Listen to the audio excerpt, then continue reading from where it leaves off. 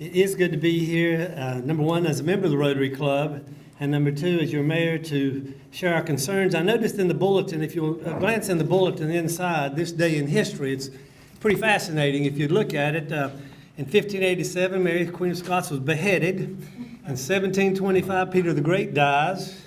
Had a big battle on Roanoke Island in 1862, an execution by lethal gas in 1924, and Jaguar founder dies in 1985. Just add Ronnie Thompson's State of the City in 2017, that'll be just a complete calendar there. So I want to talk first about things that have happened in the city, and then I want to cover the Broughton Hospital property, reuse property, because a lot of people have excitement. I think the best news that's happened in the last 12 months since I came to you is that exit 104 and exit 105 is finished. No more orange cones, and we can get into town without dodging orange cones. It's really, Sally, it took us a long time to get there, but we did finally get exit 104 and 105 finished. And of course, if you come into downtown, you know you've seen some of the things going on. The reason we're meeting here is the community house renovations. We're real excited about the community house renovations. Those who had trouble getting in out of the rain, we've made accommodations in the back for a covered area, and you'll be able to take the elevator up and use that elevator. So we're real excited. They tell us 180 days it'll be finished. We're keeping our fingers crossed and hope they'll get that finished, and we'll be able to enjoy just a superb building, a grand building in downtown Morganton. To talk about downtown, we are working on 2 hotels. Sharon and I are in sort of a race. She wants her hotel first downtown. She tells me we're this close, Jim, to getting one downtown.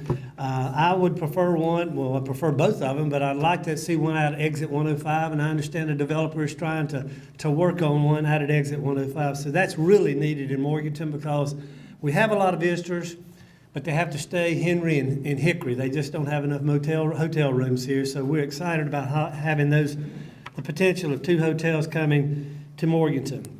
Some of you may have seen the renovations at Kimball's. They're working that to make some apartments there, which is really needed downtown. Young people and some people with seniority would like to live downtown, so they'll be right close to everything. So we're real excited about those apartments.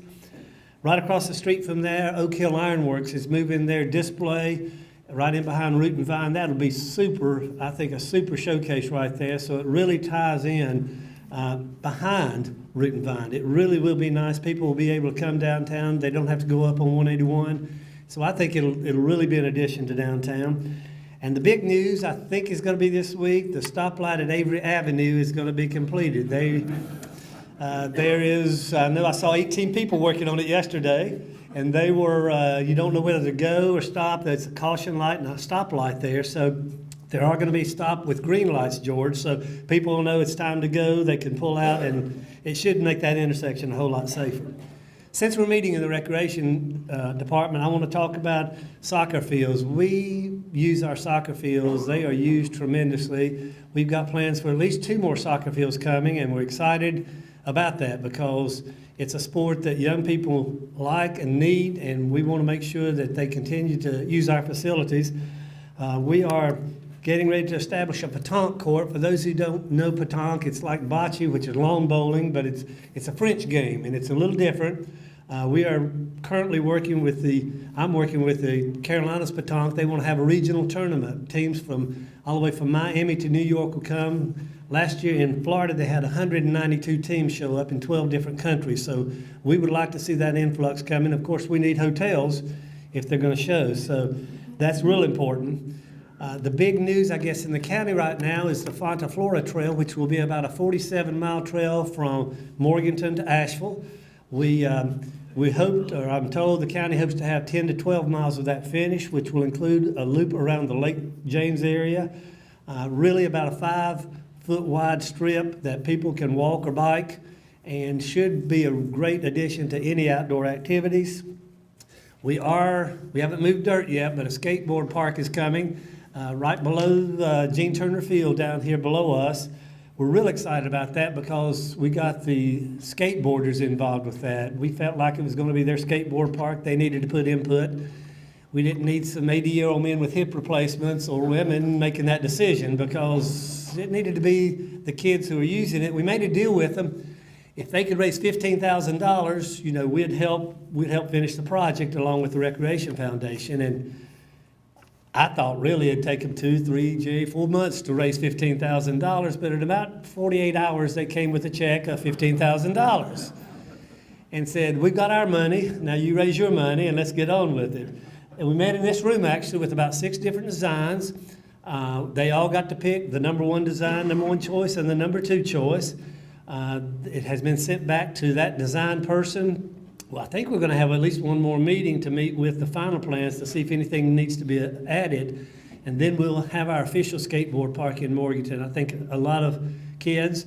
We're actually building it about 100 yards from the EMS station. So if we have any broken bones or hips, it's going to be real close to the EMS base. And the thing that we were working on, in fact, is we met Monday night about is the cooperation between the school board, the county commissioners, and City of Morganton with the new Mountain View School and how we're trying to work together. We need some more athletic fields. They need one for the school. There's no reason to spend twice the taxpayers' money. Let's just build one athletic field and everybody be able to use it. Martin Luther King Park is going to have a splash pad, which is, if you've ever been to Martha's Park, really in the summer, it's just so crowded. So kids will have an option. They can go over, or the adults, I've seen adults play in the park too, can get on the splash pad at Martin Luther King Park. My understanding, will have about a quarter-mile trail around the park, so it'll be a walking trail. We're going to connect, hopefully soon, downtown with the Greenway, and that connection will go right around that school. That's why we had to meet with the school and get permission to run that Greenway access point through that property. So we're pretty excited. I'm excited about that because people can actually get on their bikes downtown, ride all the way to the end of the Greenway. If they want to go 47 miles to Asheville, they can do the 47-mile trip to Asheville. It's going to be a little steep hill coming back up from Mountain View School up to behind Ferguson Electric, but it will be a real addition that people they won't have to take their bike out to the Greenway. They can get on their bike downtown and actually ride. At Comma, we're doing some renovations. My understanding, Comma has never really had an inside paint job, but we're getting ready to do some renovations in there. And I want to mention Etta Baker's statue. If you'll excuse me 1 second, I think George knocked my thing off. It is May the 25th, Thursday, May the 25th. We're going to have an Etta Baker Memorial Statue dedication, and we're real excited about that. For those who don't know the history of Etta Baker, she was a pioneer in her genre of music, and a lot of people in the music industry took her style of play, and she influenced a lot of, particularly in the blues area. She really had an influence. So we're real excited about having her grown up and lived in Morganton, but having a statue and dedicated to her. So that will be on May the 25th. In conjunction with the Arts Council and the city and other private donations, that statue has been secured. I want to talk a little bit about the cultural things. You know, we have a real diverse culture in Morganton. But in August, we're going to have a festival for the 450th anniversary of Fort San Juan. It's been remarkable to me that they've actually found a direct descendant of Juan Pedro, who led that expedition up here. He lives out near Murphy, and he will be here. And they found a direct descendant of the chief who greeted Juan Pedro, and he is from South Carolina.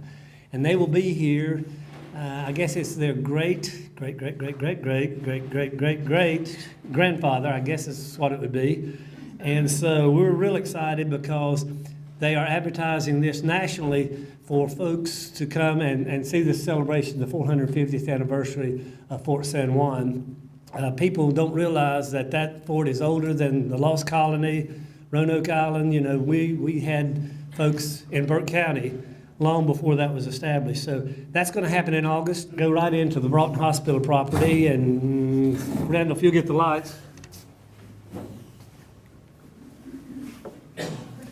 Again, you can see across the bottom, Development Finance Institute, DFI, brought this project to. They work with local governments, and Barbara, I'll move so you can see.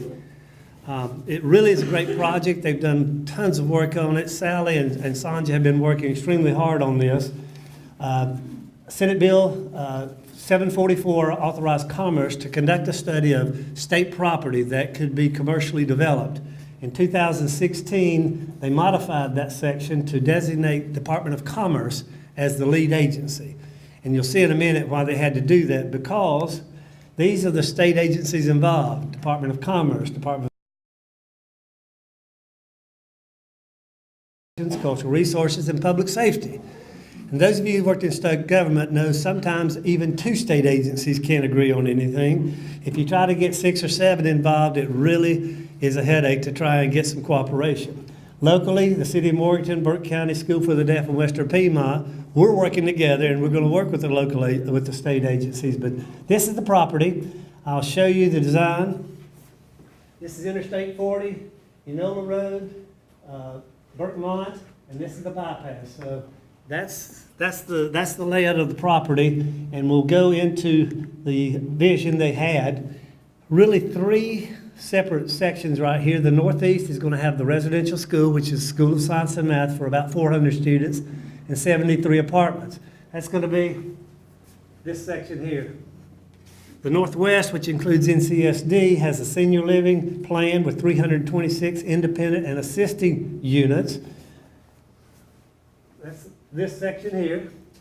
And the southeast, the community, the college, and the county and the state, we're working to hopefully bring a luxury hotel with 120 rooms, a brewery and shops, and 100 multifamily units. That's what is planned here in the section number 3, down here. Okay, with public amenities, there'll be campus trails and an access road, a gateway park to downtown, a pond, and some athletic fields. This is what Broughton looks like today. If you'll notice that big building, the Jones building, right in the middle, right here. And if you'll get that vision in your mind, because this is the plan for it to look like later. They'll take out that building. We'll leave the Avery building. I know there's been a lot of concern about the Avery building being dismissed, but the plan right now is to leave it. And in my opinion, it really looks like a college campus. If you go to a small college, it just, with that quad in the middle, it really looks like a great campus, really, with the mountains in the back. And along the bottom right, you'll see that black area. That's actually planned to be a greenway to link to downtown Morganton, which will really be nice. The kids can get on their bike, or I shouldn't say kids, excuse me, the students can get on their bikes and ride to downtown, and it'll really be nice with that connection. Here is the underused school for the deaf. The bottom left, that's Joiner Hall. Right here, here's the fence around it. If you've driven through NCSD, you've seen that fence around, and that's what it looks like today. And this is what's planned, senior living there. And you can see when I mentioned the greenway and all the trails, all the way through that property. It's really going to be to connect. People can get out and walk really in just that district.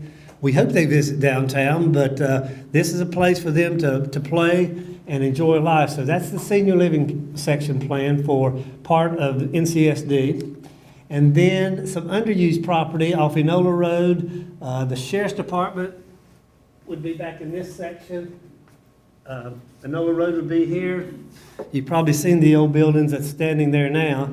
And this is what the hospitality village would look like, with a wellness and spa center over here. And hopefully a conference room, a conference area, and a hotel there. So that's the 3 sections. The public amenities, you can see Hunting Creek that runs through in the blue, and the green trails that connect everything. Those are going to be the walking trails, and that's going to be throughout the district. The amenities, and you can see there's a pond there. These are the athletic fields for the school. And we do want to leave some green space. People have asked, are we going to tear the old barn down? And the old barn is not planned to be torn down with it. They do want to use that. These are the investments, the private part and the public part. You can see multifamily investment, the senior investment, the commercial development, and hospitality investment. And for the state, you remember we had $58 in the bond referendum. That's the school. The state's going to put in some more money, and then our local money. So The state's investment, mothballing $1 million, demolition $3.5 million, the Broughton site work $4.1 million, and to replace updated buildings about $30 million. Local investments, which would be city and county, will be the amenities of $16.2 million, some demolition work, some site work, and the replacement of the ESTC would be planned. The ESTC is Emergency Services Training Center. So that's that in conjunction with Western Piedmont, we're going to work with them. And this is the infrastructure investment for the Greenway Spine, about $1.3 million. The Greenway Spurs, about $2.6 million. The Gateway for downtown, 20 acres, about $7 million. A pond, which will cover about 11 acres. Athletic fields, which will cover about 15 acres. And a north access road, about $1.3 million. The phasing, obviously with vision across the bottom, was in 215, 216. And that was the vision. 2016-17, the pre-development. 2018-21 is going to be phase 1. 2021 to 24 is going to be phase 2, and then 2024 to 26 will be phase 3. That's the plan to get it all done. Here's the timeline where you can see who's doing what, who's putting up what money, with all the years and all the dates there. And key development, of course, North Carolina School of Science and Math, our multifamily units, our senior living, and the hospitality village. The amenities and structure will have the bike and pedestrian traffic path, stormwater pond, and then we'll have a pond, parks, and fields. And then these are all the agency actions which coordinate with the chart on the right, wherein everybody is supposed to do their thing. And these are the phase 1 will be Western School of Science and Math. The village next to the School of Science and Math, and the senior living is really phase 1. And this is how it plays out with planning, site selection, and design. This is the amenities and structures from 2017 to 2021. To design the planning, work on the stormwater plan, build the athletic fields, and work on the north access road. These are the agency actions for 2016 with DHR, the county, Western Piedmont, Department of Administration, and the city, where we enter into local agreements. And DFI did this scope of work. That's what they do. They work with coordination of multi-agents. They work on asset management, the site analysis, the financing models, the stakeholder engagements to make sure all the local groups are involved and on the same page. And our next step, May or June of this year, to work on an interlocal agreement to talk about the capital improvements and the maintenance of the infrastructure. We're going to work with the state, talking about the disposition of the public property, and they can provide a conceptual design and budgeting for the public infrastructure. Okay.